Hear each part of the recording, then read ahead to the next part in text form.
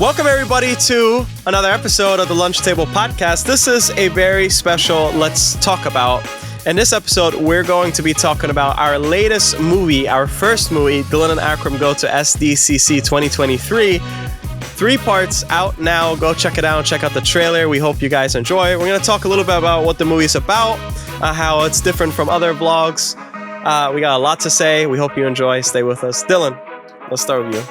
Well, before I even watch this video, check that movie out because it is phenomenal. Akram, I gotta give you props, man. You did a phenomenal job. You went above and beyond my expectations, and it was definitely worth the wait. I know it took you over a month to do, and you can really see the dedication and the hard work into it. So yeah, guys, check it out. Leave a like. Any feedback you have also is greatly appreciated. At least you guys are watching it. But yeah, well, we had the premiere at your house last week, and it was a great turnout. Thank you, of course, to all our friends and family that came out. That was really sweet of you guys. I'm glad that you guys support us. The first episode, even the intro that you did, it was so funny. It's weird to think about, like, all those little moments that we filmed over the course of between like July and August, and there were so many moments that I even forgot that we did. So many conversations that we had during the movie that I didn't even remember until we watched it. It was so heartwarming, and it was so funny at the same time. But yeah, let's get your thoughts on the director's cut himself. Thank you. Yeah, no, director's commentary. I couldn't have done it without you, of course. And no, thank you. You know what's interesting about this? When I first looked at the footage, I was thinking, okay, this is just going to be, a regular vlog. I was thinking of making it kind of like the same camera technique how Shane Dawson did his things, or like Nelk tried to have that same type of tone. And then I was looking more closely into the footage, and I realized how kind of, I don't know, it's like, for some reason, it's very amateurish, but in a good way. For some reason, it's like filmic, amateurish. Just like, and it could have been by mistake, I don't know, but there was something about it. Seeing also that, of course, we're a channel that doesn't have too many subscribers. So what warms my heart is I would love one day for everybody to enjoy our videos, and we're in a different place in our lives with this channel, and we could look back at this experience and like, wow, really, when you look at this, it's a grounded approach to San Diego Comic-Con, showing you like the truth, if you want to look at it as a vlog. And we're going through the ringer. Airbnb canceled, which that really set us back, because we were on a budget. Just the amount of like not unaccess to things, like we didn't have we were really tight on timing and moving from place to place and stuff like that. But there was something between me and you, a sexual chemistry. No, there was something between me and you where it basically was 2 people who are genuine and have a good heart. And I looked at this as if I wasn't even like, when I looked at myself in the footage, I was like, okay, this is not me. I looked at it like a character. I was like, 2 people trying to make the best out of because with money situation, with going there and having things canceled, it's hot, missing out on certain things. It looked like these 2 people were just, they had each other, and that's what it really was about. And that, we did a barber review, actually, and we talked about worshiping idols and stuff like that, and you shouldn't. And sure, you could go to San Diego Comic-Con and have fun, but it's always amazing to see all the people surrounding each other. Mm-hmm. But the messed up part is they don't actually really talk to each other. It's just they just move on. They just move past each other, follow the leader, follow the line. The only people who really talk is the vendors, and that's their job. So. And that's what I really appreciate about your movie. And I'm not just complimenting just to pat ourselves on the back of the channel. I'm really like impressed with the amount of quality that went to it. But yeah, I love the honesty that you kind of put in, and I love that we were very honest in our experience too. Because most of the time, you guys don't realize, like, when we do these reviews, or even like game showcase event stuff, like we kind of like play as a character or like as a representation of like what you would expect from like a podcast, right? But filming this, we were like 100% just being ourselves, right? And then that really showed, like, you guys can probably tell, like, we have a great friendship and a great chemistry albeit sexual sometimes. Yes, I was waiting for that. I was like, you missed something. Yeah. Right.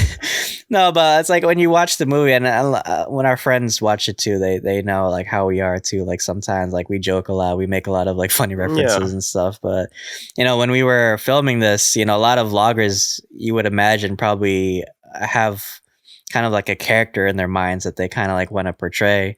And sometimes that did happen, like on screen, like when I was like interviewing people. Like I went to like funny sometimes, but all our interactions were just genuine. We didn't want to fake ourselves. Why would you? It's a vlog video, of course, but your reactions to when you see this stuff, is genuine. And our experience, Akram had never flown probably since he was a child, so this was like his first real independent travel. And for me, I mean, I've traveled a lot, but Comic-Con was a new experience for me, of course. So seeing everything and experiencing with a friend that I worked so close and dear with, it was truly an experience. No, for sure it was. And I like that you keep on mentioning the genuine part, because that actually plays into what we reference as Kang. So if you guys don't know, we have like a lot of inside jokes, as you would with any best friends, stuff like that. But a lot of the things that we said, there's something weird that something just happens randomly in real life. And I guess it may be in part because we're so tapped in with media and trying to review this, get into this, whatever. But a lot of things we say actually happen. And this was the most scariest experience, because a lot of the things we say early on actually did come to fruition somehow. And it could only have happened if we were just being our genuine selves and mentioning things. And that's why I think it actually worked really well as a movie as opposed to a vlog. And I hope people will come to understand the actual movie itself, where it's not the superficial things, it's actually the connections next to you. And sometimes we're just blinded and we don't see what's next to us or the people next to us. We just follow the leader. And so that's what it was about. The way how we filmed it was very kind of Danny Boyle-esque, but also kind of like streamers, how they do it. It's not like your usual type of vlog video, the way it was filmed. And I think honestly that happened just because it's our first time. We're really tired. And I think that also adds to the grounded element. But at the same time, too, there were things that happen in new experiences where you kind of like throw that out. Like, how am I going to, film this? We don't have a third person. So it's really intimate, especially the scenes where we're actually inside Comic-Con. And I wanted to convey that. I feel like, what's that guy's name from? I wanted to convey that on screen. Oh, Alfonso Cuarón. Yeah, I wanted to convey that on screen. It's very scary. Yeah. Well, let me ask you, since you worked so hard and so long on it, that's what she said. Do you have I feel like I know what it is, but do you have like a favorite part of the movie? Yeah, I have multiple. I'm a big fan of music, so we got copyrighted to shit with this. I knew where this going. Yeah. So I think one part that I worked on for a long time was the part where we're about to leave for I believe it's day 2, and it's like there's 2 parts that I like, but I like this one, the Tribe Called Quest part. I really enjoyed that. And I wanted to make sure I had a song that encapsulated the characters that you're seeing, like their tribe, but also style, very hip-hoppy, very like pop, different aesthetics. But I wanted to be grunge. That's why I wanted this movie to seem kind of dirty, like the camera's dirty, so that when you get to the parts where we're really sweating and shit like that. But the beauty actually is encapsulated. You just have to see through the dirt, and you just see our faces smiling and still having each other and stuff. So I love that part. I did a little credit to you because everybody has to give credit to Dylan, because the amount of fonts this guy has worked on and like it's like movie quality is amazing. So I was like, I gotta put this there. Yeah, of course. Well, even you, man, with all the backgrounds you make, all the assets, and yeah, I definitely was so proud of you looking at this movie, and all the little transitions, all the little effects you put into it. It's really an editor's dream come true. It's like you work so hard on it, and you can't fake it, right? When you watch something, I always say like, just show me, don't tell me, right? And you really showed me, that you really cared about this video and you really cared about our trip. Yeah, I appreciate it. It was, the first time we did this, but also it was special because the problems that you occur you'll remember it later on. I love your lines too, because you said like something, this is probably going to be something that we could look back on and have a laugh or something like that. I actually, the motel, to be honest with you, I actually miss it in a way, because I had fun. I just had fun talking there and shit like that. I didn't care. It's weird, right? It's like COVID, like you hate it, but low-key you miss it. So well, shit. Well, let's talk about it. Let's talk a little bit about our experience, Sure. like what we went through. I mean, obviously we had some hardships, but I mean, yeah, like you said, looking back, it is kind of funny in a way. Do you think if everything had went like how we planned it, do you think it would be a different movie? Yeah, I actually don't think it would have been as real or authentic. I feel like there has to be a struggle in any movie, no matter what. And so I think actually it made what was going on and the themes and stuff a lot more better. It's about, Comic-Con's huge, just walking around trying to see everything, but you're walking really far. In a way, you're trying to sometimes climb this mountain. I kind of think about it as like this metaphor, like climbing a mountain and shit like that. And then I think of, well, the mountain also is what happened before the Airbnb. How much access do you have if you don't have too much money? I mean, we really went through buying the Sunny Waters from a McDonald's. That and Faith were all we could afford. Seriously, I really think it made it better in a way, and I'm glad that each day was really different. Like even your part was one of my favorites too, when you get to talk to all those people. I did not expect that you were going to actually do that. That was one of my favorite parts. Oh yeah. Yeah, there was like certain moments during Comic-Con where I was like, I just let the chains go, and I was like, don't be afraid to take risks, right? Because we could have easily just did a vlog video, like a standardized vlog video, and I think that's what we originally planned to, was just like to do what everybody else on YouTube is doing, right? But of course, we have to have our, and it's funny because we always talk about like, Kang is writing our destinies sometimes. And it's like, we never plan for shit to happen, but like, we always have like our brand of struggles on this podcast. So, to have the Airbnb thing, to have, all the shit happening at Comic-Con, it was kind of almost surreal how much we had to go through, right? Because, we when you go on these types of vacations, you think you're going to relax, right? But it's very stressful. Like Comic-Con is like a whole fucking like Black Ops operation or some shit. It really is. It's like Sicario. It's like Sicario.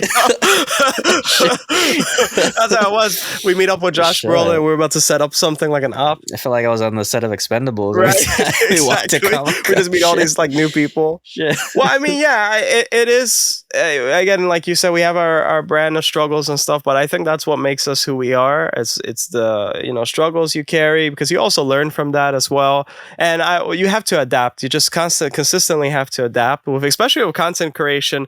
It's really free on YouTube. Maybe not so much now with all like the blocking and this and that and demonetization, but for the most part, it's really free. You could do whatever you want.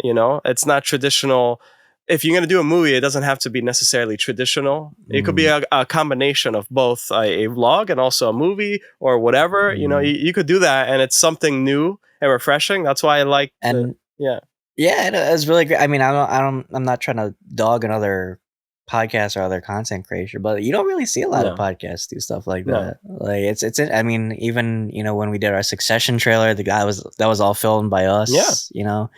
So I love that we go out of our way to like create things that go beyond just like review videos, right? Because at the end of the day, these are the things we grew up with. These are the things that we're passionate about. And you can review something and get the views and probably get paid, but you can have all the money in the world. But when does it like stop mattering to people? I think is when they're actually getting paid and that's all they do, or just talk shit and like leave or whatever. But you need to have more of a passion into it, like do different stuff. Like that's the goal, is show how passionate you are through the actual content we're showing. Don't just put like a black screen. It's just two people talking or whatever like that. Like actually go balls to the walls, because which I appreciate, everybody, they have all the time in the world, all the time in a day, but they spend it with us just to watch one of these. And that means a lot to me. So I do want to show love in a certain way, and I'm not going to donate to you guys. So I have to, but thank you so much again for Well, yeah. I mean, of course, everybody's content is different, but yeah, don't be afraid to take risks. Use what you know. Like, it's so cool that we take our skill sets and we apply them. And of course, they work for the podcast because Akram's a videographer, I'm a graphic designer, so kind of like it's a marriage. I always say like our podcast is a Sexual marriage. chemistry. We're probably gonna divorce pretty soon. Probably. Well, this calendar. But it's a nice blend of our skill sets that we managed to make this podcast work in a way, and you can see it like in every episode. That even I just told Akram, I said even our like least watched video, you guys don't know the amount of hours we spent just watching content, recording, editing, designing stuff for the pod just to make it look good on screen. Like the audio, like something you listen to our season 1 stuff and then listen to the movie, you'll notice it. Like, just take, like you said, be passionate about it and just keep going. Don't stop being better. Yeah, and that's why I love the fact that it matched so good that we walk so much at Comic-Con, because again, it's like climbing that mountain. It feels like it's just forever. It's forever going, but the sweet sound that you get from the Uber call at the end of the day and you get to go home is so great. And it's kind of like the same thing with life. It feels kind of impossible, but you just have to keep going, even if it feels like it's not meant to be. It's not right, and as long as you're not harming anybody or harming yourself in the process, and you just keep on going and trying to pursue what you love, there's a way to make a lifestyle out of it, live off of it. I mean, that's the dream come true in my eyes, at least. So yeah, well said, man. Yeah, did you have well, talk about your process, I guess. Yeah, that's interesting. So I am a big fan. I wish I could film this in actual film, but I'm not going to spend $100,000. Imagine that, how weird that would be. That was Chris Nolan over here. No, I mean, so there is a new type of. What I did was I applied. You'll see this a lot now in Instagram Reels. I tried to make unique combinations that are, because you always have to stand out from other people. So I applied a 16 millimeter Kodak grain throughout the whole thing to give it that kind of dirty feel, alongside with the color grading to kind of differentiate. Philadelphia, it's more cold and more dreary. It's raining too, and then also when you go to San Diego, it's a lot more bright, but it looks hot. And so applying those things really makes it different. I'm also a big fan of like the kind of like the old movie fonts and stuff like that, the optical jitters, the 1990s with the VHS. So I took 1970 aesthetics, I took 1990 aesthetics, and I tried to combine it into one with my own style and like choice of like music. And then plus, of course, showcasing. There are scenes where there's the cropped scenes or the one that looks like a reel, and I try for people to understand that this is like a pivotal moment or like important to look at. And in my eyes, at least in my opinion, these are like beautiful moments too. And no matter what they are, it has something that will stand in time. We met some people along the way. There were some things that happened that was bad, and some things that really showcased the journey and just the friendship. So I put all that together, and of course, trying to be funny as much as possible. I mean, it's pretty easy to do once because we're filming, and I'm glad there's like a lot of comedic moments there. It took really long time an editor. I mean, looking at these clips, we recorded every time we record, it's like about, I'd say 40 seconds or a minute, sometimes 12 minutes. But when you look back at it, it's like rice grains. It's so like huge to tackle and intimidating. That's why it took a long time, honestly. But I kept on saying in my head, well, if you took long enough, you might as well just keep going, like don't stop. And I listened to what Todd McFarlane said and our thing. We didn't record it, but he said something and it resonated with me. He said, just keep. Sometimes you have to make stuff for yourself, and it's almost like you're proving to yourself that you can do it. And I mean, again, this is our first movie. I would love to do different aesthetics for different movies and probably different music choices. I know you're a big Joji fan. It's kind of like subtle movies in a way that looks like a vlog, but it does have a deeper meaning. And so that was my process, really. Yeah. That's awesome. Thank you. Yeah, I can definitely see like your styles, your influences on it. I remember you said there was a scene from American Beauty. Yes, I think that kind of inspired you. Yeah, the plastic bag scene. I see a lot of moments with you because what I found funny about the characters was you have like a really bright and like hopeful personality in the movie. And for me, it was just kind of until the Airbnb happened. Well, that's what it was. It was like for some reason I just wanted to kind of recapture that plastic bag flying in the wind, and that's why I put you in that frame, because I was thinking, well, we have to go where the wind takes us at this point, and so there's something beautiful about that, you know. So that's why I tried to do that. That I tried to make the whole movie exactly like the plastic bag scene. In a way, because I thought it was beautiful. Well, it definitely shows, man. Appreciate it definitely shows. Thank you. Yeah, I mean, obviously there were challenges along the way, both pre and post editing.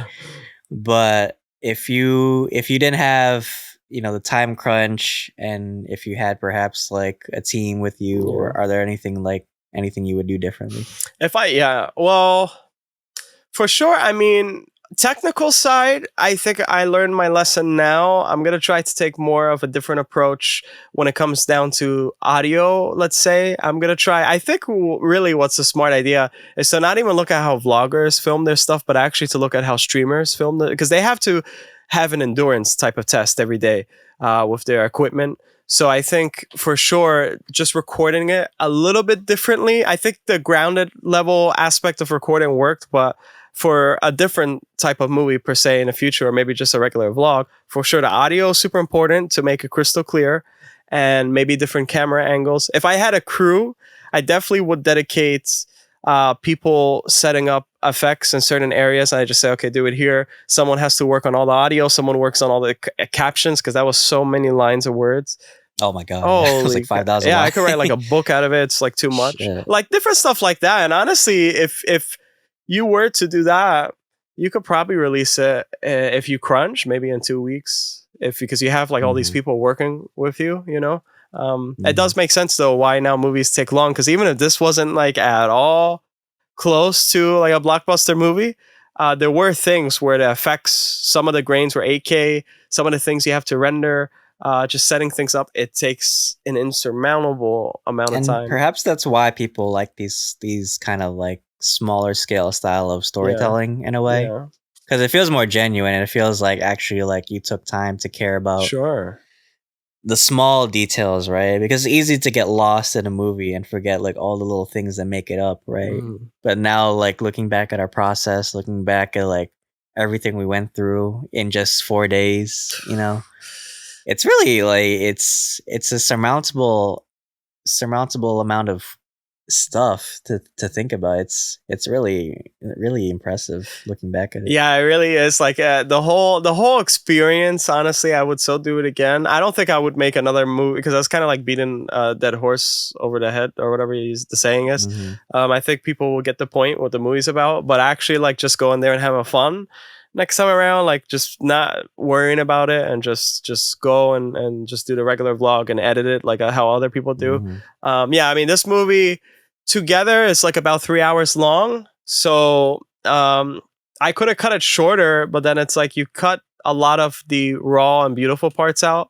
And that's what I was struggling with. So that's why while I was editing, I was like, this is too good to pass up. This is too good to pass up. Next time, for sure, if you're doing a regular vlog, at least make it like an hour long. If it's just like a regular vlog, that's fine. But let me ask you, so what were some of the concerns you had while you were waiting for this? Like, what was going in your mind? Oh, I thought you were gonna like fall dead. Yeah, like, I was gonna have to. I was already auditioning for new co-hosts. Yeah, there you go. Black Vanitos. Well, obviously, you know, I felt bad because there wasn't much I could do on my end for post. It was mainly just like waiting for you, and because I know, you know, you had a vision and you kind of wanted to stick to it. Akram didn't even want to show me no spoilers. Any of the. He didn't want to spoil it for me. It was so funny.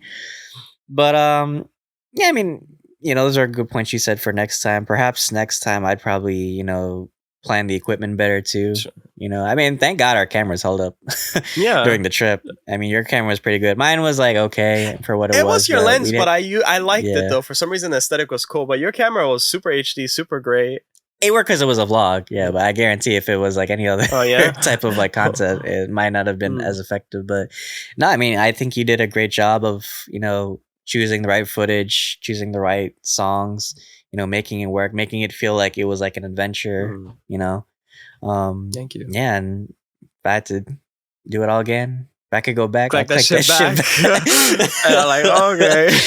But yeah, I mean, obviously, if we were vlogging again, I'd probably, make sure our Airbnb doesn't cancel and that shit. Yeah, I know. But some things you just can't plan for them, and that's what made it a great vlog. It's like, perhaps if it went perfectly, it would be almost boring in a way. It would just be like what you guys would expect a vlog video to be, right? But through our challenges and through our optimism throughout the whole movie, I think that's why people, or at least the people at a premiere, found really interesting, is that we kept our heads high the whole time. Exactly, and there's something inspiring about that, and I think there's something really relatable, because at the end of the day, we're going through a lot of experiences, not through content creation, but a lot of experiences in general, even if we weren't recording, and maybe some people will go through as well. And so it's unbiased. I mean, I think the thing about when you search Comic-Con videos, it's mostly about Comic-Con. That's fine, but nobody ever actually thinks about themselves, and that's what I took into account. Nobody actually thinks about, well, how are you going to feel when you're there, the stress, or like where you're gonna go, how you're gonna manage this, blah blah blah. Everybody just like eyes forward, but they never look at themselves in a mirror.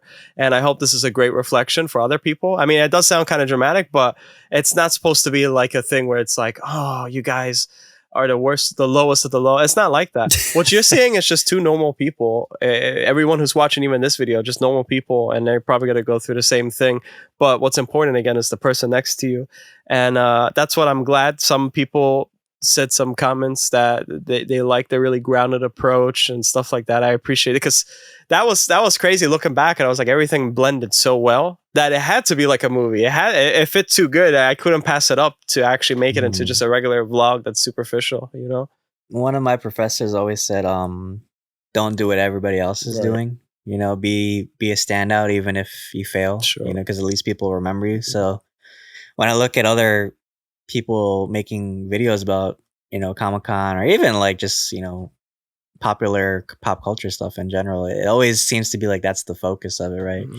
But looking at this movie, it's like we're the focus, in a way, and it's like Comic-Con is like an afterthought, right? Exactly. But yeah, it was truly amazing, dude. You did a phenomenal job. I could not be more prouder. So I appreciate that, because Dylan's usually critical of like movies and shit like that. So I was like, oh no. What if I was faking it this whole time and I wrote like a bad review? Yeah, I think I'll cry. No, yeah, I mean, for you to actually be like, give this a 10 out of 10, so I was like completely shocked. I was like, oh my God. And I watched this already close to now maybe 13, 14 times, so I'm like desensitized to it.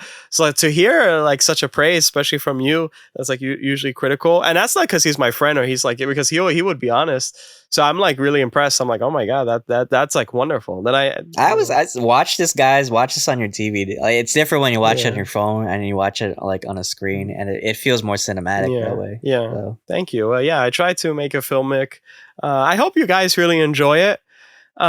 This is going to be like a new type of series on the channel. It's not going to be, because it takes a long time. You could imagine it's not going to be, boom, boom, boom, boom, boom. And we're not like Marvel Studios, so yeah. But we'll try to make more of these, and obviously they're going to be poignant, and perhaps find destinations that match the type of theme that we're going for the next time around. So, well, thank you. Yeah, we try to be more than just a podcast, guys. We try to be something more. We're like Batman. Like, I want to be a symbol. You used to realize that, right? But we really dedicate our craft, not just to reviews and discussions, but like something that you guys wouldn't expect. Right, we go out of our way to make stuff. We wake up, we shower, we drink our morning coffee. But yeah. If you guys even check out Akram's video essays as well, because they're very well planned out and very well crafted as well. And I'm thinking of a couple of video essays myself that I want to because Akram has really inspired me over the course of the channel. All right. But yeah, guys, thank you so much for watching this and just getting our overall thoughts on the movie. Of course, like I said, if you haven't watched it, please do. Even if You hate it. You think it's dog shit. At least you watched There you it. go. That's a win for us. Yes, thank you. But yeah, we really appreciate you guys, sticking with us, supporting the channel. Let us know if you watch it. Let us know your thoughts or any feedback you have for Akram for future, movies as well, or video vlogs. We're really proud of it, and we hope you guys enjoyed it. But yeah, thank you guys. We have a lot of content planned out this week. Just because Comic-Con's over don't mean we're not busy. Yeah, we're still super busy. It's only one chapter in this year, but yeah, this year is pretty much almost. I mean, summer's over. We have fall coming up. We still have a lot of content planned out for the rest of the year, but we hope you guys will stick with us, support us, let us know how we're doing and what you guys would want to see us cover as well. But yeah, any final thoughts, Akram, before I wrap up? Just want to say again, we care about stories. Stories is one of the most primordial things humanity has, and we take our lessons from it. And so that's why we care about it so much. We take it seriously. And for that, I love you guys. Share some of your thoughts down below in this video and some suggestions as well for the future, what you might want to see us do. Unless you're Jerome, if you're from Black Video. Talk shit. don't comment. Don't say something about why the wall green or something. Yeah. But thank you guys so much, and until then, thanks for having lunch with us. See you guys.